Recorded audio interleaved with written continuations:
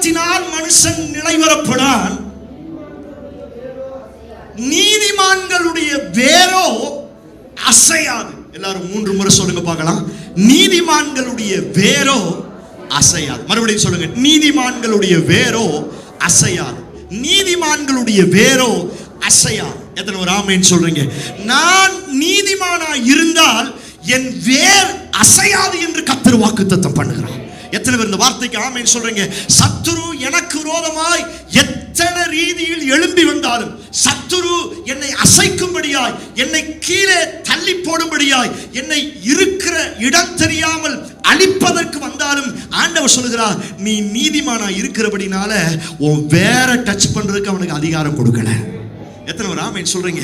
அவன் மேலோட்டமா சில அறுவடையை செய்யலாம், மேலோட்டமா அவன் அழிப்பதற்கு வரலாம், மேலோட்டமாய் என்னை எதிர்ப்பதற்கு எனக்கு விரோதமாய் பல ரீதியில் எழும்பி வந்தாலும் நான் நீதிமானாய் இருக்கிறபடினால் என் வேர் ஒருபோதும் அசையாது.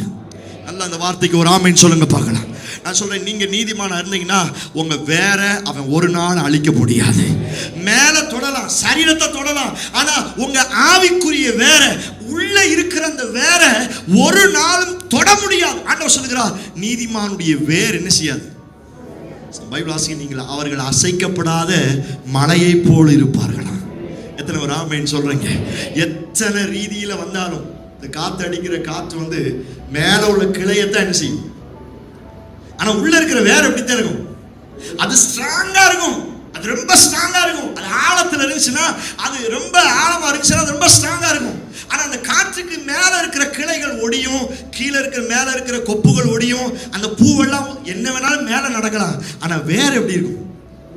ரொம்ப ஸ்ட்ராங்கா, ரொம்ப அசையாம. நான் சொல்லுகிறேன், எத்தனை பிரச்சனைகள் வந்தாலும், எத்தனை போராட்டம் வந்தாலும், எத்தனை கஷ்டம் வந்தாலும், எத்தனை வியாதிகள் வந்தாலும், நீங்கள் நீதிமான்களாய் இருக்கிறபடினால் உங்கள் வேர், உங்கள் பிள்ளைகள் ஒரு நாளும் அசைக்கப்படாது என்று கர்த்தர் சொல்லுகிறார். கையை தட்டி கர்த்தருக்கு மகிமை செலுத்துங்க. நீங்கள் அசைக்கப்பட மாட்டீர்கள். உங்க வேற அவனால் அசைக்க முடியாது. அவன் எத்தனை பொல்லாங்கை கொண்டு வந்தாலும் உங்க வேர் ரொம்ப ஜாஸ்தி, உங்க வேருக்கு ரொம்ப பலன் அதிகம். எத்தனை பேர் ஆமென் சொல்றீங்க? அந்த வேரை குறித்து இன்னும் ஒரு சில காரியங்களை வாசிக்க போகிறோம். ஸ்தோத்திரம். 12 நீதிமொழிகள் 12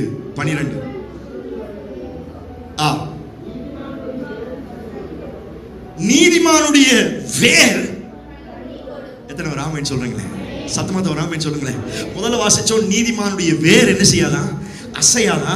2 ஆண்டவர் சொல்லுகிறார், நீதிமானுடைய வேர்ல என்ன செய்யுமா? எத்தனை பேர் பெற்றுக்கொள்ள ரெடியா இருக்கிறீங்க? சத்தமா ஒரு ஆமென் சொல்லுங்களேன். சோத்ரம். எந்த இடத்துல கனி இல்ல, எந்த இடத்துல பலன் இல்லை அப்படின்னு யார் விரோதமா எழும்பினாலும் கர்த்தர் இன்றைக்கு இந்த வார்த்தையை உங்களுக்கு தீர்க்க தரிசனமாய் சொல்லுகிறார். நீங்கள் நீதிமானின் வேரா இருக்கிறபடினால் உங்க வேர்ல கனி வரும்னு கர்த்தர் சொல்லுகிறார். எத்தனை பேர் ஆமென் சொல்றீங்க? இந்த கேரட்டு, இந்த பூமிக்கு கீழே விளையிற அந்த கிழங்கு வகையில எல்லாம் வேர்ல தான் என்ன இருக்கும்? அந்த பலனே எங்க தான் இருக்கும்? வேர்ல தான் இருக்கும். சோத்ரம். முருங்கை மரம் மேல இருக்குது, அது காத்தடிச்சுச்சுன்னா அது அந்த பூவெல்லாம் என்ன செஞ்சிடும்? கீழே விழுந்துடும். இப்ப அடிக்கிற காற்றுக்கு மேல இருக்கிற அந்த பூ வகைகள்லாம் கீழே விழுந்துடும். பூ உதிர்ந்துச்சுன்னா என்ன செய்யாது? பலன் கிடைக்காது. ஆனா இங்க ஆண்டவர் சொல்லுகிறார், நான் உன்னை மேல கனி கொடுக்கிற ஆளா இல்ல, நீ வேர்ல கனி கொடுக்கிறவன். எத்தனை பேர் ஆமென் சொல்றீங்க? காத்து கூட டச் பண்ணாது. இந்த வார்த்தையை கர்த்தர் உங்களுக்கு தீர்க்க தரிசனமா சொல்றார். உங்க வேர்ல கர்த்தர் கனியை கொடுக்க போகிறார். காத்து டச் பண்ணாது. மனுஷன்.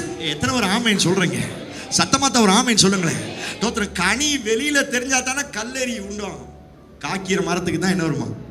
தோத்திரம். மாம்பழம் அழகா தொங்குச்சுன்னா 4 பேர் பார்த்து என்ன செய்வான்? எப்படா ஆட்டையை போட்டு போலாம் என்ன செய்வான்? ஆனா அந்த பலன் பூமிக்கு அடியில வேர்ல இருந்துச்சுன்னா தோத்திரம், அந்த கனியை அவ்வளவு சீக்கிரம் யாரும் தொட முடியாது. கர்த்தர் சொல்லுகிறார், நீ நீதிமானா இருக்கிறபடினால் உன் வேர்ல நான் கனியை தருவேன், உன் வேர்ல நான் கனியை தருவேன். நீங்க நம்புங்க, வரப்போகிற புதிய ஆண்டுல இதுவரை இல்லாத கனி கொடுக்கிற ஒரு ஆசீர்வாதம் உங்க வேரின் மேல, உங்க பிசினஸின் மேல, உங்க கையின் பிரயாசத்தின் மேல கனி கொடுக்கிற அளவுக்கு கர்த்தர் ஆசீர்வாதத்தை தருவார். கையை தட்டி கர்த்தருக்கு மகிமை செலுத்துங்க. கனி கொடுக்கிற அளவிற்கு ஆசீர்வாதம், கனி கொடுக்கிற அளவிற்கு ஆசீர்வாதம். எத்தனை ஒரு ஆமென் சொல்றீங்க? ஒன்று, உங்க வேர் அசையாது. 2 நீதிமான்களுடைய வேர் என்ன செய்யும்? கனி கொடுக்கும்.